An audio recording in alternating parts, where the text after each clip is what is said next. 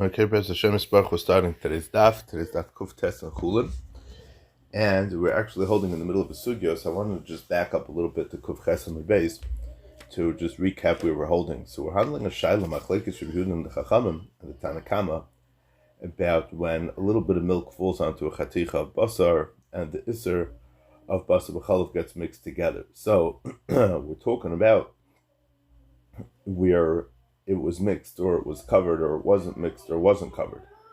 So if it wasn't mixed and it wasn't covered, so then the chances are the milk didn't spread around in the pot. But if it was covered, then it did get mixed up. So for Ekti Gemara, Amayha Balava Pala. Why is anything in the pot usher? Granted that the slice absorbed the milk, but it turned around to discharge that milk. So Zakti Gemara, we have to say that Rebbe holds that Efshel L'Soichte Usher, and you can't squeeze it out. So Zakti Gemara like this. So when Rebbe said that the words of Rebbe Yehuda appear correct when he did not stir or cover the pot, he means where he did not stir or cover the pot in the beginning when he started cooking, because if he did mix it or cover it in the beginning, the slice wouldn't have had a chance to become nevela, since the milk would then have immediately got mixed out evenly throughout all the contents of the pot. So Mechlad Rebbe Yehuda Savar, we imply by this that Rebbe Yehuda himself holds kineir mitchila v'atzayf v'kisa mitchila v'atzayf aser, that even where he mixed the pot from beginning to end, where he covered the pot from beginning to end, the entire pot is aser. Since Rebbe did not say that Rebbe Yehuda said his halacha only when he didn't stir or cover the pot in the beginning, rather that he finds Rebbe Yehuda's ruling correct only when he didn't mix the pot or cover it in the beginning, it's implied Rebbe Yehuda himself holds that the entire pot is aser, even when he did mix or cover it in the beginning, before the slice had a chance to absorb the milk. Amai, why should this be so? Haloi balaklal, the first slice never absorbed any flavor of the milk at all. Since the pot was stirred or covered immediately, the milk flavor which entered the first slice never settled into that chaticha, but rather traveled right through that slice and dispersed evenly among all the contents of the pot. So the first slice didn't absorb a greater amount of milk than any other slice in the pot, and being that the drop of milk was so small that it was insufficient to impart a flavor to the entire pot, not even the first slice acquired a milk flavor and became aser. So how then can Rebbe Yehuda say that the pot becomes aser? And for the Gemara, we could say that Rebbe Yehuda is concerned that the person didn't mix the pot well enough or didn't cover the pot well enough.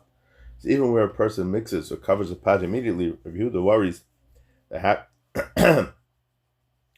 perhaps he didn't do so thoroughly enough to cause the milk to pass without pausing through the slice into the rest of the pot, and it was only after the slice had absorbed the milk and its acquired flavor that it discharged the milk.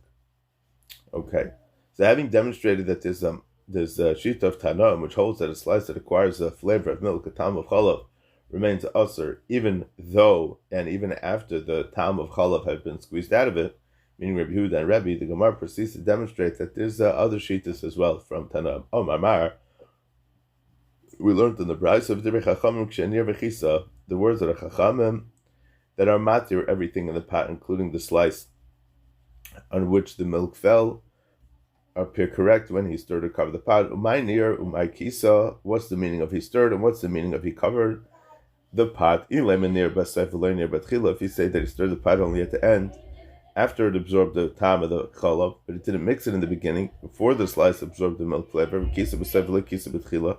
and it covered the pot only at the end, after the slice absorbed the tam of the chalav, but it didn't cover it in the beginning, before the slice absorbed the milk flavor,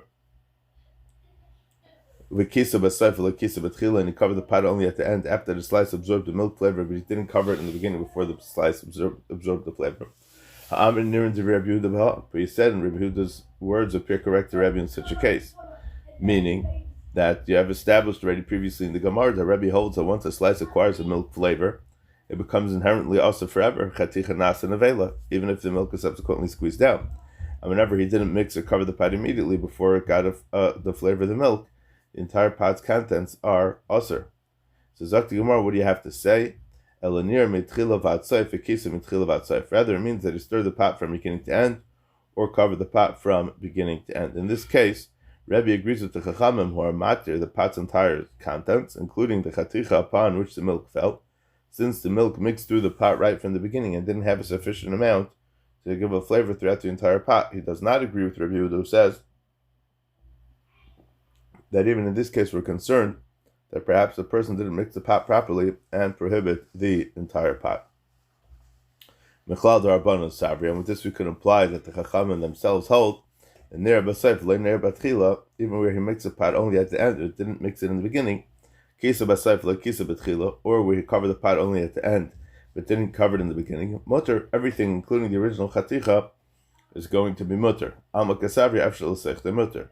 Evidently, they hold it's clear that where it's possible for the milk flavor to be squeezed out of the slice, the chaticha becomes mutter, and obviously we're not going to say the chaticha nasan available, but fakar that the chaticha will become mutter. By Rebbe saying that he doesn't agree with the chachamim shita regarding where the person didn't mix or cover the pot in the beginning, it's evident that the chachamim themselves hold that all the slices, all the chatichas, including the one that the milk fell on it, are mutter, even when the person didn't mix or cover the pot immediately. Evidently, they hold that although the slice originally absorbed the milk flavor, it becomes mutter again when he mixes or covers the pot and the milk flavor is squeezed out, because they hold that chatichas nasas nevelo does not become inherently aser, and it itself therefore goes back to its original permitted status once the milk flavor is squeezed out. Now the Gemara wants to challenge this raya. In order to understand this coming kasha on the raya, we have to remember that Rabbi Yehuda's shita is comprised of two parts.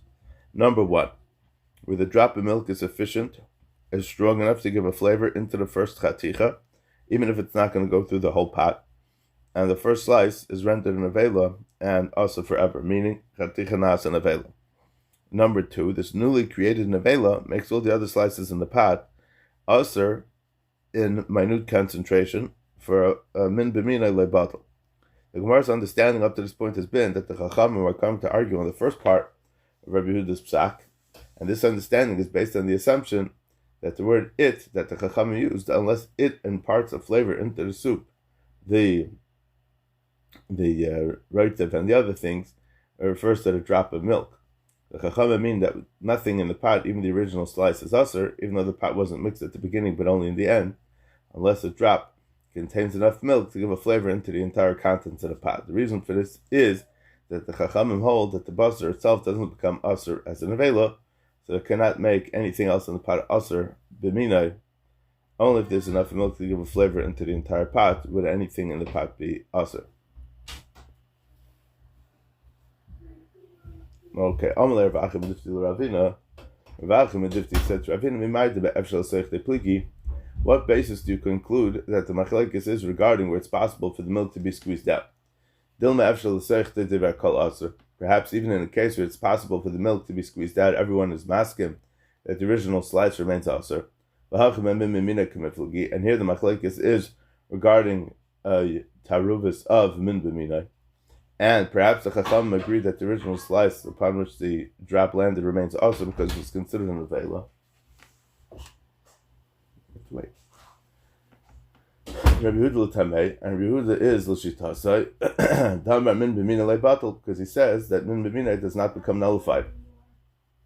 Rabbanu l'tamei, well, the chachamim are consistent with their shita, the amri min b'mina batel, and they say that a kind does become batel and so on. The Gemara Menachos Nafchaf Beis Med Beis brings machlekes between Rabbi Yehuda and the chachamim as to whether min b'mina is batel or not. Rav Achim Difti suggests that the machlekes in the present price reflects that machlekes in Menachos. Hi, Mai. Now, what kind of suggestion is this? It's fine if you say that the Chacham here in this bride so like Rabbi Yehuda with respect to min b'minai and the machlekes is regarding the halacha where it's possible for the milk to be squeezed out. Meaning the Chachamim hold that where the milk is subsequently squeezed out of the slice, it becomes mutter because it never became aser as an avela. And that's what Rebbe said near Rabbi Yehuda. That's why Rebbe said that the words of Rabbi Yehuda appear correct in this case, and the words of the Chachamim appear correct in the other case. Meaning the words of Rabbi Yehuda appear correct where he didn't mix the pot immediately, and the words of the Chachamim appear correct where he did mix the pot immediately. For when he did mix the pot immediately, since the first slice never absorbed the milk flavor and became aser, and never became aser, Rebbe's mated the entire pot, including the first slice, just as the Chachamim do when he mixes the pot only later. But if you say that all agree that where it's possible for the milk to be squeezed out, the original slice remains aser, And the machlokes here is only about min b'minoi. So how does Rabbi say that he agrees with the Chachamim when he mixes the pot from the beginning? When that doesn't stem, the Chachamim who are mekel, regardless of whether or not the pot was mixed immediately, mean only to be matter other chatichas because this kind is bottle on its own, and the word it refers to the original slice. So hay nirin de Rabbi Yehuda ve'ein nirin mibayilei.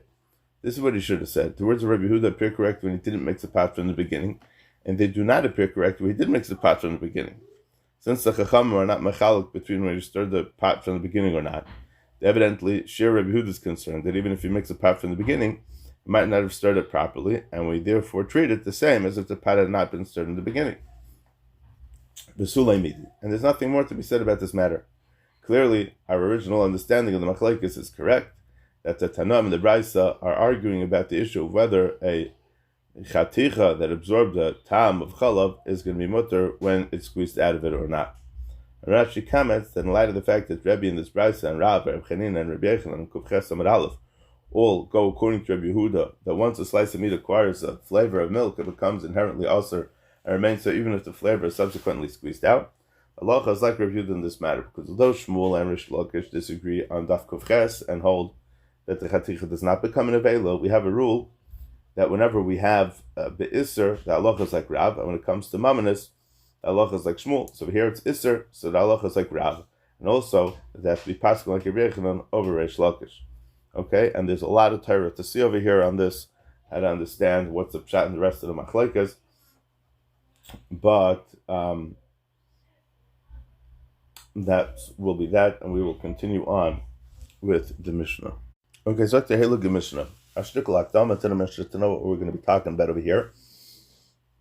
There are two organs in the animal, the udder, called the chal, chaf, ches, lamed, and the heart, present unique challenges in the preparation as food.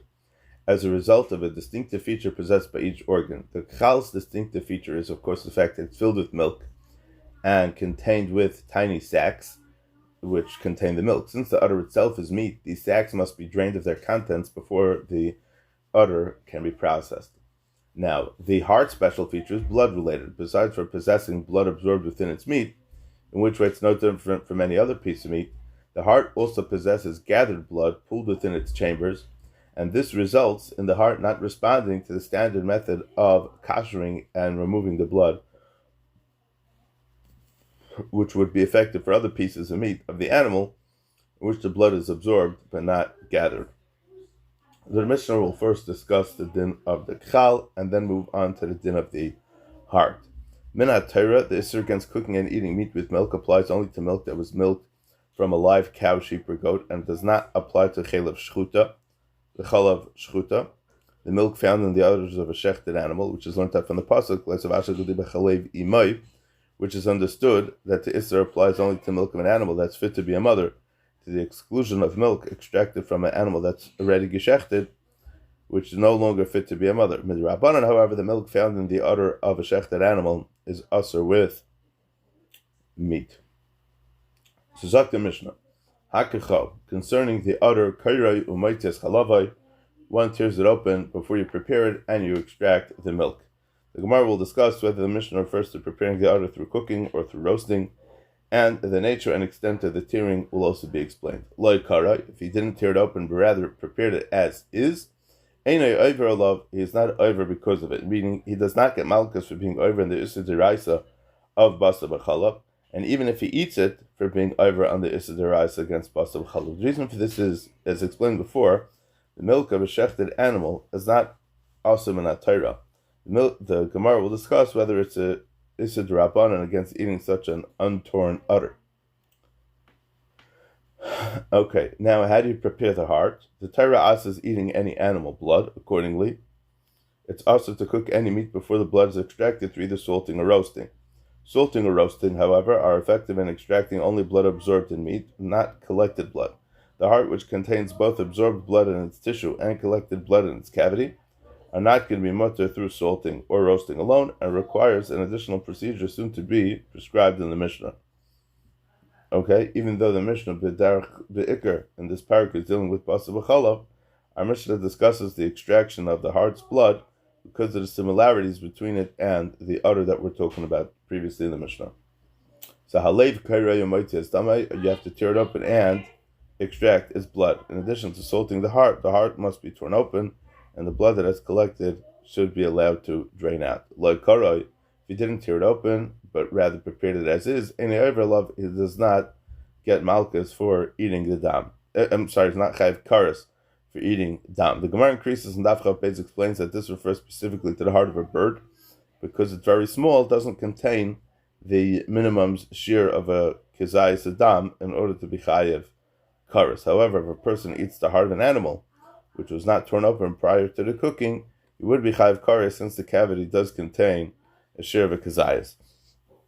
Rashi explains that our Mishnah that's talking about it being carried the heart and taking on its blood makes it mutter ba'achila after the fact, even to where it was salted and cooked whole and torn apart only afterwards. As explained in the Gemara in Psachim, the meat of the heart is smooth and does not absorb, even through cooking, any of the blood contained in its cavities. So even though the heart was salted and cooked whole, the heart itself is meat itself is totally blood free, for its own blood was extracted through the salting process, and it did not absorb any new blood during the cooking.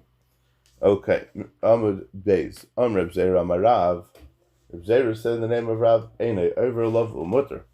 He's not over the Issa Deraisa because of it, and it's even mutter the Achila Midrabanan, meaning even though the milk of a shechted animal is usher with meat Midrabanan, it's only where the milk came out of the udder.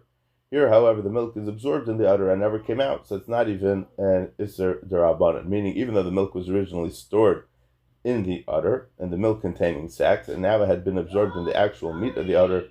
Nevertheless, since the milk never emerged from the udder as a whole, the Chachamim did not answer it. But Nantanan and over love. Now, how could he tell me that it's mutter? We just said in the Gemara that he's not over on it. Mever hudlei over. The implication is that he's not over on this deraisa. But it sounds like that there's gara dindra abana that he should be over if he eats it. Zakti Gemara, you're right. B'din hu d'isur nami leka.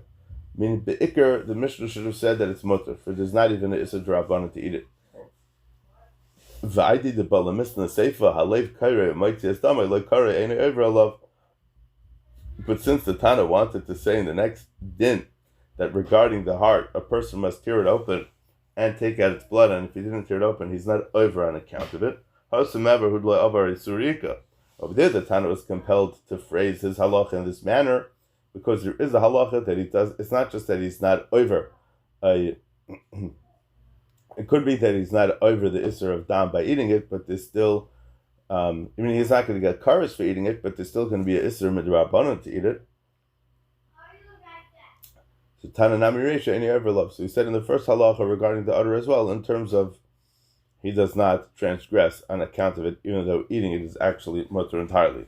Let's bring a brisa to back up Rav, which Reb Zera mentioned, Hakchal, concerning the udder, Kairei Umaytis Chalavai, must tear it open and extract the milk like Kar. If he didn't tear it open, any overlove is not going to be over on Basul Chalav Halev, and for the heart, Kairei Umaytis Damai, a person must tear it open and take out the blood like Karai. If he didn't tear it open, Kairei L'achar Bishulei Mutter, he could tear it open after cooking it, roasting it, and then it's mutter. Levu de Bay Kriya, Aval Chal Le Bay Kriya. The implication is that it's only the heart that requires tearing open after cooking if it wasn't torn open beforehand. But the udder does not require tearing open in such a case. The fact that the brisa doesn't say that the udder requires tearing open after it was roasted, as it says l'gabe the heart, so that's klar, that once the chal was roasted, tearing open is no longer required and would be mutter as is. Why? Perhaps the reason that the brisa mentions only tearing open the heart after roasting, but not the kachal, is because it's only the heart for which tearing open after roasting is good. Maybe the udder is, by tearing it open after roasting it, is not going to work. The heart meat itself didn't absorb any of the blood since the meat is smooth. So tearing open the heart can drain the blood even after it was cooked, but the udder is soft. So tearing it open after roasting it, therefore, it won't work, because any milk remaining in there will drain out, and the milk then became absorbed in the meat, and you won't be able to get it out. The Ikati Amri, and some said it over as follows. Amr Bzer Amar Rav Bzer said the name of Rav, Any over Lava Aser is not over, and this is the Raisa of the other, but he's going to be over on a Din Rabbanan. Let's bring a Rai from our Mishnah that will support Rav. Any over love, Meverud Le'avar Yisur Ika. Meaning, even if he didn't tear the Kal open, he does not transgress any Isur because of it. The implication is that he doesn't transgress any Isur Deraisa, but there's nonetheless an Isur Derabana. V'dinu Yisur Namaleka. But if you understand the Mishnah properly, then it should say that it's mutter. But I think the way the Seif Alev Kari might just Tamalekara any over love. But since the Tana wanted to say in the next din about the heart that you have to tear it open and take out his blood, and if he didn't tear it open, he's not over because of it. The Hasa Mabahud Le'avar Yisur Ika. And there the Tana was compelled to phrase his ruling in this manner, because there's a halacha. The halacha indeed is that it's not that he doesn't transgress a Isser, but there's nevertheless an Isser to eat it. The Tana Nami Reisha ain't ever love. So he said the first halacha also regarding the Kal as well, in terms of he will not be over on it, but Avada, I mean, even though it's actually permitted entirely. Okay, now the Gemara is going to bring a Rai Faket from this. Toshima, let's bring a Rai Faket from Rav from a Braisa Chal regarding the other Karei Moitis Chalavai. One must tear it open and take out its milk. Like Karoi, if he didn't rip it open, and you over love, he's not over on it. Halev for the heart, Karei Moitis Dama, you must tear it open and take out its blood. Like Karoi, if you didn't tear it open, Karei Lacha B'Shulei Mutter, you can tear it open after it's cooking, and it's going to be mutter. So you see from here that Halev with the Bayi Kriya, but Chal like Bayi Kriya. The implication is that the heart is what's required tearing open after it's cooking, but the Chal does not require tearing after it's cooking. So Zak the Gemara, no, because Dumalev with the Saki Lebekriya, of a Chal Loi Saki Lebekriya. Perhaps the reason why the Brisa mentions only tearing the heart after the cooking but not the udder is that it's only the heart which tearing open after the cooking is going to work, but for the udder, tearing open after the cooking is not going to work to kasher it. Tanya Klishna Kama de Rav. Zok the Gemara, we now have a Brisa in accordance with the first version of Rav. Chalsha bishla b'chalavai mutter. An udder that was roasted with its milk is mutter. Keva shabishla b'chalava aser. Keva is one of the four stomachs. Abu Masum that was cooked with its milk is aser. What's the difference between this one and that one? Zeh konus b'meyav, v'zeh ein konus b'meyav. Regarding the Abu Masum, the milk is collected in its stomach, while the udder, the milk is not collected in the stomach. Obviously, we're not talking about the stomach, but the milk collected in the stomach emerged from the animal's udder. Once this occurred, it acquired the status of milk. In the case of a Kal, however, the milk never left the animal's udder while the animal was alive, nor was it collected from the udder until after the animal was shechted, which would make it at least a status of milk midrabana. Rather, it's still absorbed within the meat of the Kal and never acquired the status of milk at all. Nevertheless, initially the udder does not require tearing midrabana. Ketzad Kairai, how do you rip open the udder? Amar Yehuda says Karishesi Ve'erev, he tears it lengthwise and widthwise. And then he has to squish it against the wall to squish out the milk. Amar Rebelezer said to his attendant, Krali Vana Echel, tear an udder for me and roast it, and I will eat it. My Kamashma, what's he teaching us? Masnisin, he says before in the Mishnah that you tear the udder and then it's going to be mutter. So what's he telling him? Meaning the Rebelezer was saying you just need to roast it and you don't need to chop it open and squish it against the wall like Rav Yehuda said. Okay. The Rashi has a girsa that we do not require tearing lengthwise and widthwise and pressing against the wall except for cooking in a pot. Okay. When Rav Yehuda says when Rav Elazar says to tear it, he didn't need shesi ve'erev. You need to just cut it one way, and that would be fine. Amar leYalta leRav Nachman. Yalta was the Rebbetzin of Rav Nachman, and she said to Rav Nachman, Mifti, let's see. Called the Asalan Rachmana Sharlon Kavasei. Anything, it's a famous Gemara. Where else is it? It is also, this is the main place where it is. Anything that the Torah asked us to eat, it was matter of something corresponding to that.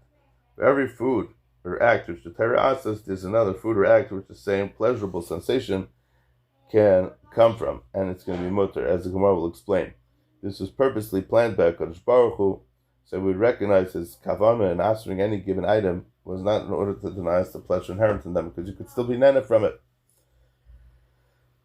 Called the Osalon Rachmana Sharlon Kavase, Oslon Dama, Sharlon Kavda. Hashem asked the Torah asked us to eat blood, but it was matter us to eat liver.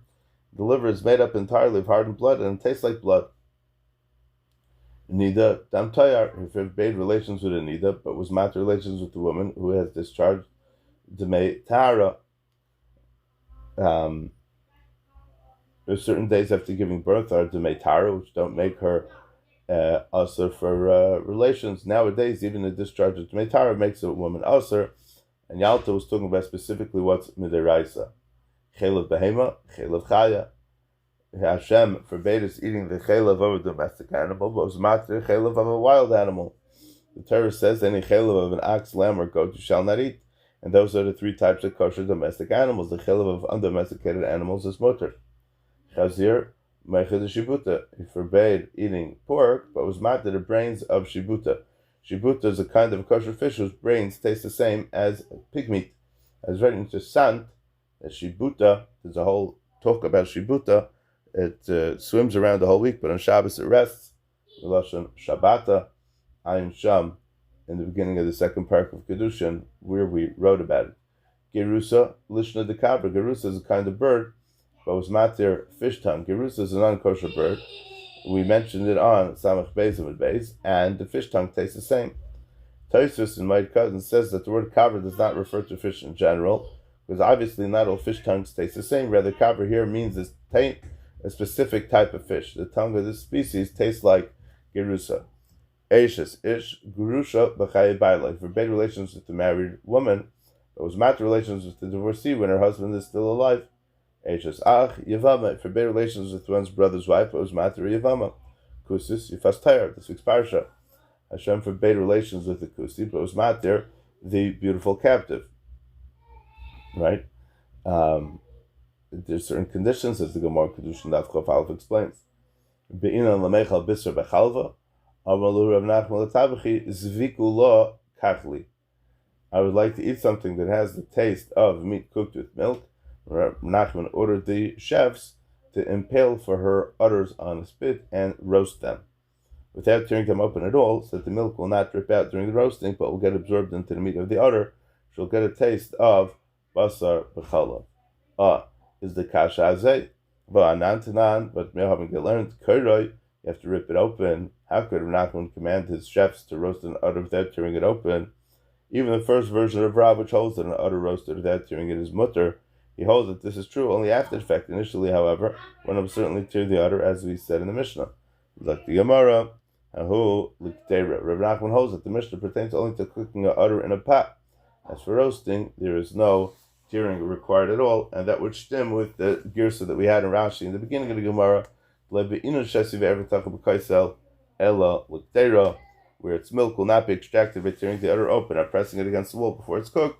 The milk will come out from the udder and be reabsorbed by it later in the cooking and make it aser with basar v'chala.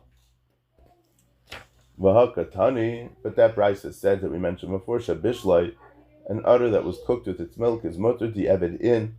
So this means that after the fact, if the udder was already roasted with its milk without tearing it open first so that the milk drips out, then yes, it's permitted. But initially no, it should not be roasted without tearing. No. In fact, it's mutter even initially to roast an udder without tearing it open. However, since the Tana wants to tell you about the obamasum, shebishla b'chalva asura, because the obamasum that was bishla b'chalva, that's going to be asur. That even after the fact it's not going to be mutter. So therefore, in the first halacha regarding the untorn udder as well, with respect to an udder that was already cooked, in terms of after the fact, even though the udder is actually mutter initially. Okay, Adkan today's daf kuf tes.